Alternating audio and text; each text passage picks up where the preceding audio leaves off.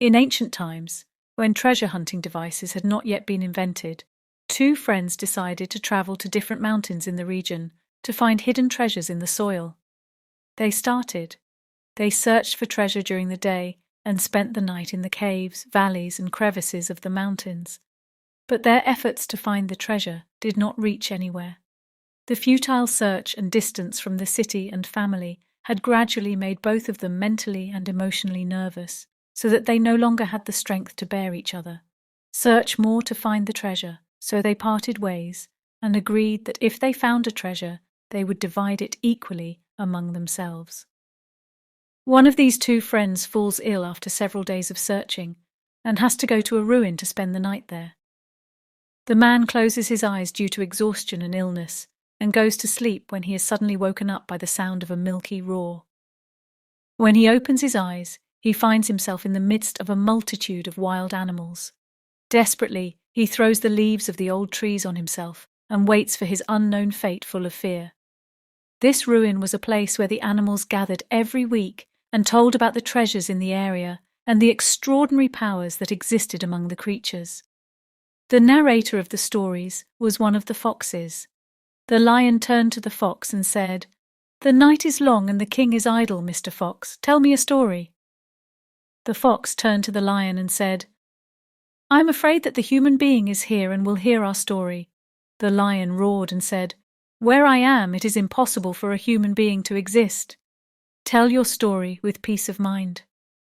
The fox began to tell a story, Mr. Shear.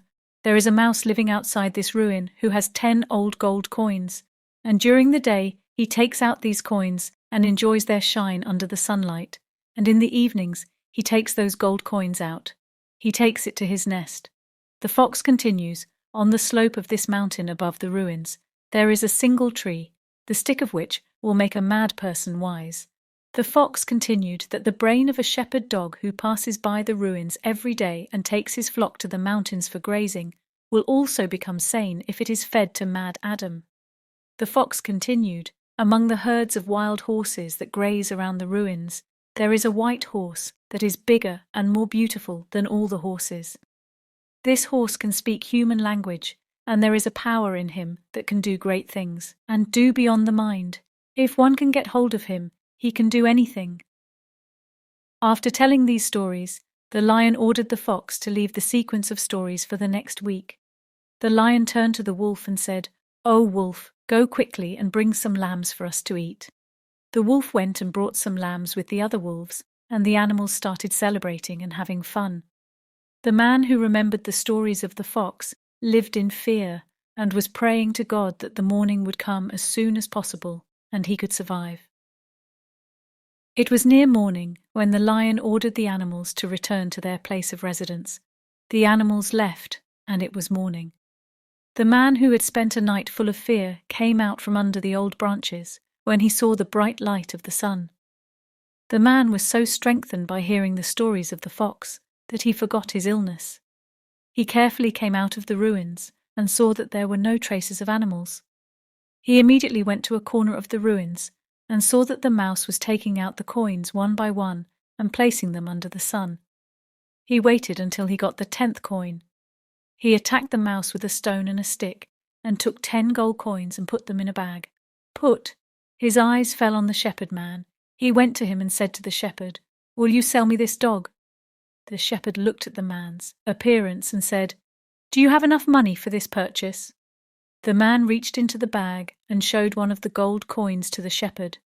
The light of the gold coin caught the shepherd's eyes, and he took the coin and gave the dog to the man. The man tied the dog with a leash and went to the mountainside and cut some branches from the tree, and brought with him. The man saw the herds of horses. He approached them, and the man managed to get the talking horse. He said to the horse, "I am your owner. What can you do?" "Whatever you want," said the horse. "Take some of my mane hair with you, and whenever you need help, set fire to a strand of my hair. I will be there immediately." The man took some hair from the horse's mane and came to the dog and searched the dog and put the dog's brain in a container and went to a nearby city. He looked around the city, but no coffeehouse or inn was willing to accept this smelly man.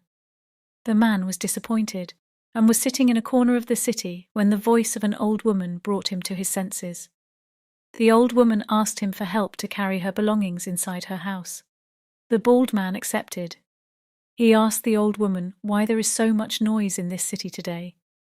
The old woman said that the daughter of the king of the city had gone crazy due to the failure of love and was not sitting naked and without clothes on the porch of the palace, and the king brought all the magicians and doctors they could not cure her. The man said to the old woman, "I will give you some." Brought all the magicians and doctors they could not cure her. The man said to the old woman, "I will give you some gold coins and ask you to adopt me, and tomorrow we will go together and try our luck to cure the king's daughter." The old woman said to the man, "Can you really heal the king's daughter? Because if you can't, they will kill you and me for not revealing the secrets of the court." The man said, "Be careful, I can do it." The next morning, the old woman and the man stood in line for the magicians and doctors to get their turn. Those who entered the palace were killed because they had not been able to cure the king's daughter. It was the turn of the old woman and the man. He said, "Oh, stupid old woman, do you want to lose your life?" The old woman and the man insisted, and they were allowed to enter the palace. The king laughed when he saw the old woman and the old man, and he ordered them to start their work. The bald man went to the king's daughter and hit her a few times with a stick. "Bring my clothes." The girl put on her clothes and went to her father. She told her father that "I want to marry this man," but the king told her that "It is true that this man saved you, but I will not allow you to marry this ugly and bald man," the king's daughter insisted, but the king did not accept. The king told his daughter that "Tomorrow I will gather all the people of the city, and I will give you an apple, and you throw the apple, and whoever it hits will become your wife." The girl agreed. The next day, people gathered in front of the king's palace and waited for the arrival of the king's daughter. Suddenly, the beautiful daughter of the king appeared with several beautiful women holding baskets of apples. The king's daughter picked an apple and threw it towards the crowd with her father's permission. Ironically, the apple hit the bald man. The people all looked at the bald man in surprise and started to the noise that the wrong apple has been eaten by the bald head. The king, who was unable to see the bald man himself, ordered his daughter to throw another apple. Again the apple was thrown and hit the bald man, and this was repeated 3 times, and all 3 times Barchel succeeded. Shud asked the king to take the king's daughter, now officially his wife, to his house. The king was not satisfied, but his daughter was satisfied that the king only had this daughter, and he knew that after his death his daughter should become the king. He did not accept it. But the tall girl announced that "From today I will go to this man's house and live with him, and I have no interest in my father's inheritance, throne and crown."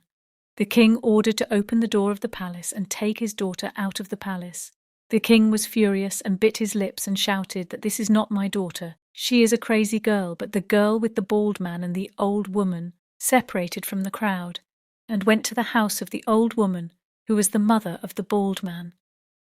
The old woman gave one of the rooms in the house to these 2 people. He was looking at those 2 people through the door.